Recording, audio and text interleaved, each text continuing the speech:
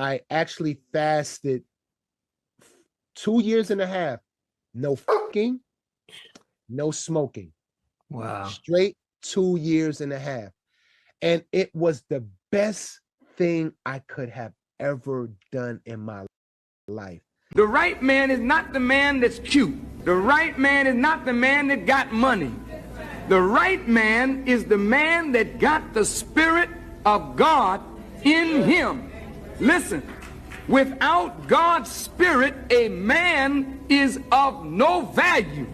But with God's Spirit in a man, he becomes to the woman that which the originator intended him to be. Now, when you sisters fall in love with a man like that, you desire to have a child for that man. You don't want just to be there for him when he comes home. You want to have him again. You want to grow him up from your breast. You want to nurse him at your breast and make him better than the man you fell in love with. So when you have his son or have his daughter, you have the chance to make him over again and advance him into the future better than the man that you fell in love with. Tell us the truth. All right, what's good? What's good? It's your man, Book of AlphaRonomy, a.k.a. Doc BOA. Welcome back to the channel. You know, there's been a lot of talk over the years about seed retention and abstinence and celibacy or whatever you want to call it. And there are men who rave about the benefits, and there are other men who say whatever benefits there are, they aren't worth me stopping, sleeping around with as many women as I can. And for me, I've never viewed what I do from a level of seed retention. What I do is I abstain 6 months every year. And throughout my life, I've had times where I've abstained for 17 months, 18 months, 2 years. And this is just what I do. I want to be reminded that no relationship with a woman could ever control me. You understand? I just always want to make sure that, no matter how much power that Punani has, it don't have no power over me. And so we're going to listen to Redman. Now, I know y'all know who Redman is.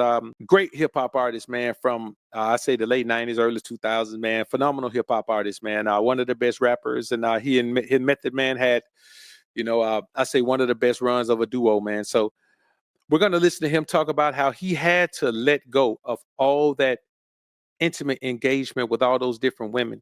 And that led to him having to cut some friends off, which allowed him to become his most alpha version. Right now, what we're seeing right now is Redman's most alpha version. And it took him doing this, separating himself from the things that drain your energy in order to build his energy to this point. So let's take a listen to him talk, man, and we'll come back and chop it up on a real tip. Instead of just saying, okay, I just quit. Because that word right there and quitting, your mind start fucking with you. You might get around other people that's still doing what you're trying to quit from. So it's not just about quitting. It's about allowing yourself to get around from the distractions of what you're trying to quit from. Like if you're trying to quit from not fucking so much, right?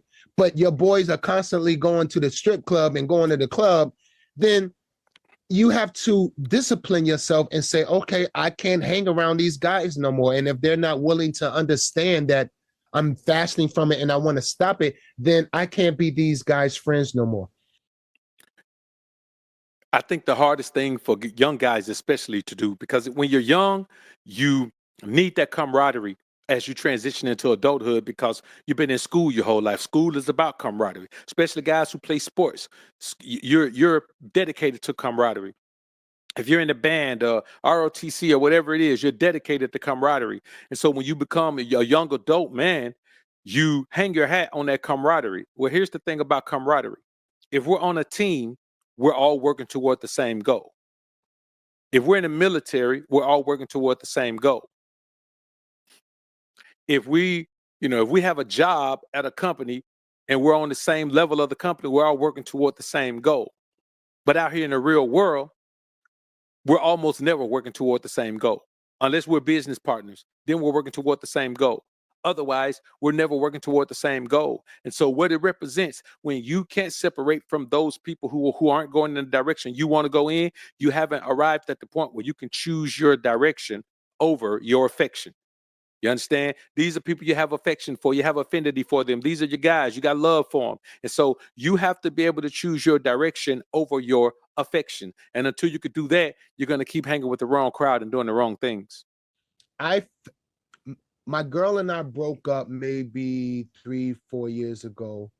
I was going through such a shit divorce that lasted 7 years. That played a role in why it took so long to drop Muddy Waters as well. 7 to 8 years of straight court divorce. I had so much on my plate, and I actually fasted 2 years and a half. No fucking, no smoking. Wow. Straight 2 years and a half. And it was the best thing I could have ever done in my life. Listen, bro, I'm telling y'all, the best thing that I ever did in my life was take the vow to Nazarite.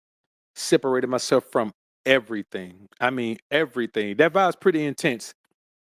You see it in the book of Numbers, but I took the vow to Nazarite, brothers, and I stopped drinking, stopped blowing trees, stopped eating meat, stopped going out, wasn't intimate with no woman at all. I stayed away from intimacy for all of that time, man. And it was about 18 months for that I was on the vow. But then when I came off of it, I just maintained the lifestyle. You know what I'm saying? I didn't even increase the lifestyle. I didn't change the lifestyle back, because after all that time, there's no rush to go back to what you were doing before. Actually, you're too caught up in the benefit of not doing those things. And so that was really the first time that I had just abstained, intentionally for that long. Where I said, no matter what happens, I'm just going to abstain. I'm going to pass on opportunities. I'm going to pass on this and pass on that.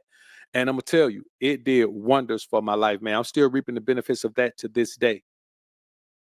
Celibacy, 2 years and a half, no smoking, 2 years and a half. And it was the best thing and believe me, I wanted to. I was fighting it. I was fighting. I was sweating. I was in my house going crazy because I lived alone. I live alone. So I was in my house going crazy. I was constantly talking to myself, me and God, and we just back and forth. You would think that it was people living in my house, how much I was talking to myself, but I made it. And it was the best thing I could have ever did in my life, Reggie and Jake. And it cleared out so much distractions. Now my reception is more clear now, and smoking to quit it is nothing for me now. Having no sex is nothing for me now, because it was all feeding the flesh.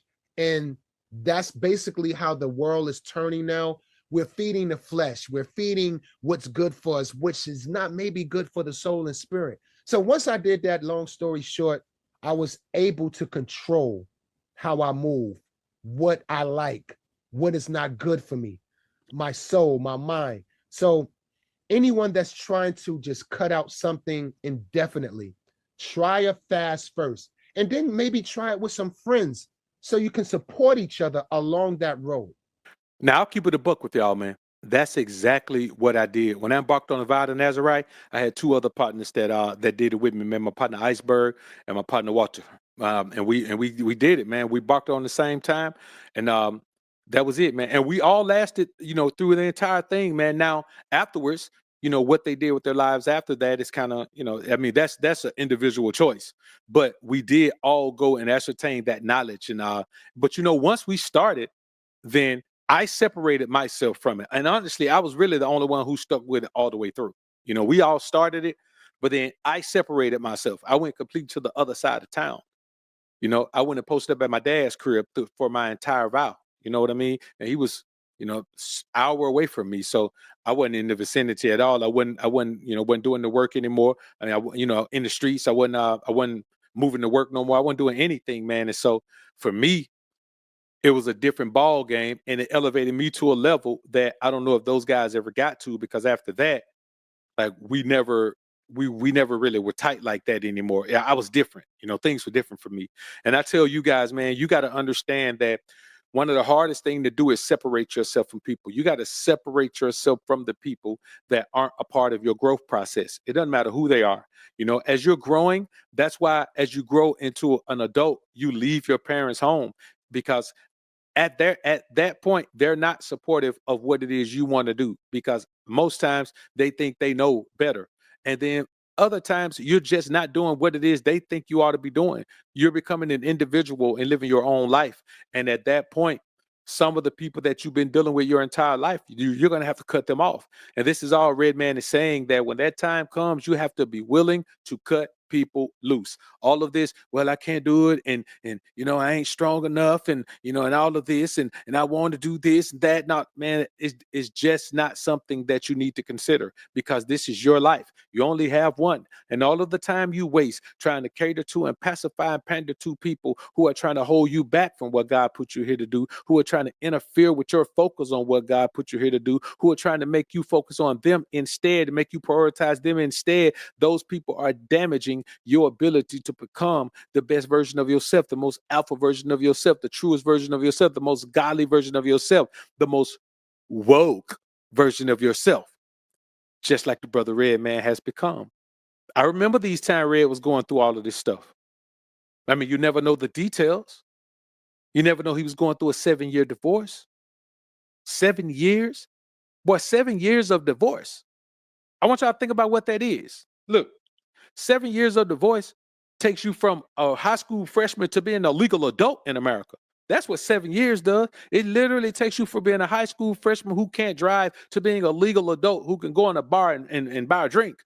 It's a long time. So to see this brother bounce back from this like this, it just goes to show. And it reminds me of the journey that I had, and it impresses upon you the journey that you must take if you haven't taken it already, because it's your job to protect yourself. It's your job to make sure you're doing what you need to do. And it's your job to understand your mission, embrace your mission, and make the difficult decision